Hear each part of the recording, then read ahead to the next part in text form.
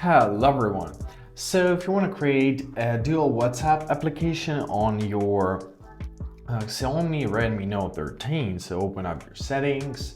Now you are to scroll down to your app section. Here it is.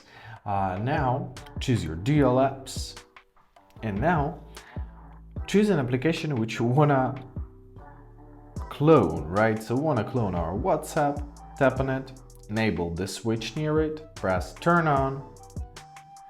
Now give your application a few seconds to be created.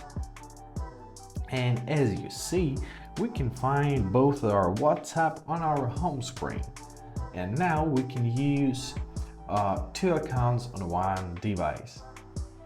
To uninstall it, open up your settings.